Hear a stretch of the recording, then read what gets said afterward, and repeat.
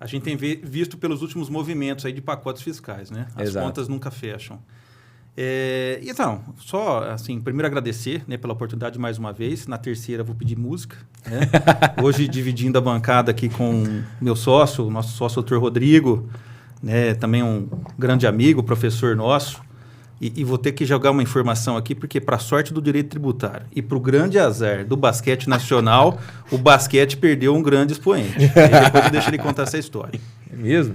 É verdade. Armador, com certeza. Armador. Tá vendo?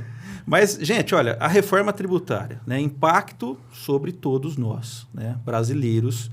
É um movimento que começou de uma forma rápida, né, aprovado aí na saída de 2023, entrando em 2024, com um texto, né, da reforma tributária aprovado, inserido na Constituição Federal. É uma coisa que se discute de longuíssima data, mas que aconteceu aí praticamente ao apagar das luzes. E vejam que a aprovação de uma emenda constitucional ela é difícil, né? Porque ela depende de uma votação nas duas casas, né, do Congresso, em 2 turnos, com uma maioria de 3/5, e isso efetivamente aconteceu, né? Quando esse movimento começou, era uma discussão, né, dos tributaristas, né, Rodrigo, né, nos congressos, na academia de forma geral, né, que, de repente, era o caso da gente aproveitar o sistema que tínhamos, né, no Brasil, com ajustes necessários. Quer dizer, uma porção de princípios que hoje veio, né, com o novo sistema tributário, com a reforma tributária, a gente já tinha, de uma certa forma, na nossa Constituição Federal, né, mas que não adianta a gente mais ficar em cima dessa questão. Ou seja, a reforma está aprovada, está inserida, é fato. Nós temos uma regulamentação já, foi aprovada agora recentemente, uma lei complementar, que é basicamente a espinha dorsal aí da regulamentação dos tributos que foram inseridos no nosso sistema. E, basicamente, a gente tem novos tributos que unificam antigos tributos, né? A gente tem aí o CBS, que é a Contribuição sobre Bens e Serviços, que vem substituir o PIS e a COFINS, e o IBS, que é um tributo que substitui o ICMS, o imposto cobrado pelos estados, e o ISS, cobrado pelos municípios, com a pretensão, né, de trazer uma simplificação para um sistema que a gente sabe realmente extremamente complexo, um emaranhado legislativo, 27 regulamentos de ICMS, diversas, né, inúmeras leis federais, 5 mil e vai pedrada aí de legislações municipais esparramadas, né, insegurança total. Mas ao lado da simplicidade, né, da simplificação que se buscou trazer por meio de um imposto aí, né, de um IVA, né, a gente tem inúmeras discussões. Novas discussões certamente vão se instaurar. Bom, porque é feito para ser complexo. Exato. Acho que essa é a ideia. Exato. É feito para não ser tão inteligível para o empreendedor, para o empresário, e que ele acaba caindo numa alíquota maior para contribuir mais. É isso aí. Bom, a visão do empresário é sempre essa. Eu acho que é isso. O Luiz já é uma figura carimbada, então quem já assistiu o episódio dele no passado já conhece um pouco da história, sabe que ele está aqui em Franca, né? Ele fica à frente do escritório de Franca. Mas acho que a gente pode apresentar, o Rodrigo pode se apresentar. Traz um pouco aí da sua história. Que história é essa do basquete? Então, aí ele ressuscitou. E a gente volta para o Mas eu acho que, antes de mais nada, também, parabenizá-los por esse canal. Obrigado. Né? O próprio nome já é muito bacana e ele já é sugestivo para o propósito de vocês, né? Uma pausa para o insight, que é a hora que realmente a gente dá uma acalmada nas tarefas do dia a dia, a gente ouve e assiste a histórias interessantes. Comentava contigo agora alguns episódios que eu tive o prazer de ver, algumas ideias muito bacanas, aquilo que serviu para alguma pessoa, você consegue assistir ali, aquilo que não deu certo para alguém, você também aprende, né, com os erros de outras pessoas, é a melhor forma da gente evoluir, né, de preferência com o erro dos outros. Esse é o propósito nosso. Erro. Então, eu acho, parabéns para vocês aí, obrigado. Vitor, Jean, e um prazer para a gente poder estar aqui, né, contar mais uma vez com esse canal que vocês nos permitem. Bom, eu era um jogador de basquete, era mesmo, é verdade. Joguei muito aqui no Pedrocão. Nunca tive o prazer de jogar por Franca, mas joguei contra a Franca. Na época jogava pelo Banespa de Jales, né, que eram os 2 melhores times do Brasil né? E Jales sempre perdia para Franca. E nas categorias de base, que era onde eu participava, né? Foi aí que eu conheci o Pablo, que era o auxiliar do Elinho. O Pablo jogava muito também. O Elinho era um monstro. O Elinho um ano ou 2 anos mais velho que eu, mas já despontava com uma categoria absurda. Depois fui jogar em Casabranca também, próximo aqui. É uma cidade muito pequena, mas que sempre, historicamente, respirou basquete.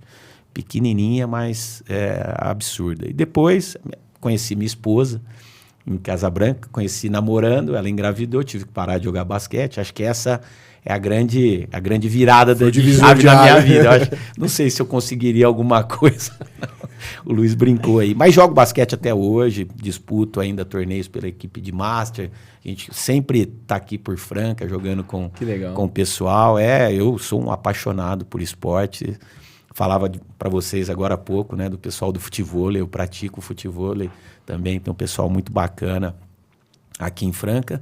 E aí caí no mundo jurídico, caí no mundo do direito. Estamos aí até hoje tentando desvendar todas essas complexidades. Mas complementando isso que o Luiz comentou, né, a gente tem um problema sério no Brasil em termos legislativos, né? Tudo é difícil, né? E a impressão que dá é que parece que se cria dificuldade para vender facilidade. Lógico. Né? É uma burocracia absurda, só que essa burocracia ela chegou num patamar que ninguém suporta mais. Mesmo nós que vivemos disso, né, de esclarecimento acerca da legislação, para a gente é muito difícil também, porque muitas vezes você senta com um empresário, ele fala, olha, me dá o direcionamento. E a gente sente uma insegurança tremenda em dar esse direcionamento. Então, os nossos pareceres, as nossas dicas, as nossas sugestões, sempre tem uma vírgula dizendo, olha, mas pode ser que não seja interpretado dessa forma. E a gente tem um sistema tributário muito bem dividido quando você olha para a nossa Constituição Federal. Então, assim, até para esclarecer para as pessoas que realmente ouvem, mas não compreendem as críticas que são feitas, quando a nossa Constituição Federal foi criada, até para dar uma segurança, imagina cada município legislando para uma atividade de uma empresa que atua no Brasil todo. Gente, são mais de 5.000 municípios no Brasil. Imagina você ter que ter uma particularidade com a legislação para quem hoje, com as vendas e-commerce, se fosse nisso, por município já seriam 5.000. Você imagina a dificuldade que nós teríamos. Então, quando a Constituição, lá em 88, né, nem internet nós tínhamos, vamos lembrar desse momento.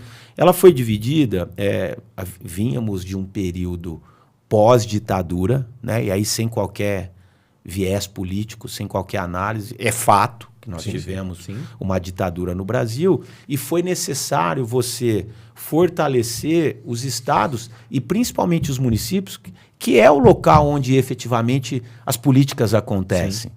Se você precisa de saúde, você bate aqui na porta das autoridades municipais, depois você procura o estado, depois você procura a União. E antes de 88, a gente tinha toda uma centralização. O município tinha que pedir bênção para o estado, tinha que pedir bênção para a federação, para receber lá uma partezinha, e os contribuintes estavam ali no seu território. Então, a Constituição foi bacana, ela trabalhou, ela deu competência para os municípios, para os estados, para a federação, e deu também autonomia financeira. E a principal receita de um ente público é justamente o tributo. Né? Sim. Outra ideia bacana... Que deveria ser utilizado em prol da população. Aí já é uma outra discussão, segundo e essa ponto. talvez seja a nossa principal crítica à reforma tributária. Tá? Eu vou trazer uma série de pontos positivos aqui, mas a principal crítica é, quando nós vamos fazer o orçamento da nossa casa, você vai fazer o orçamento da sua empresa, primeira coisa que você define, quais são as minhas prioridades? O que eu preciso gastar e disso eu não consigo abrir mão? E aí você lista, né? Eu preciso saúde, alimentação, uma série... Bom, quanto eu preciso ganhar para custear tudo isso? Então, a nossa primeira crítica é essa. Nós estamos discutindo a receita, mas eu não sei o tamanho de país que eu quero. Quais são os serviços essenciais que ele vai fornecer? Qual é a despesa que eu tenho? Então, nós estamos começando lá de lá. E aí a gente entende também muitas coisas. né? A gente sabe, ninguém quer cortar, porque o corte que você faz em determinados segmentos são os votos que vocês terão que eles terão a menos nas próximas eleições.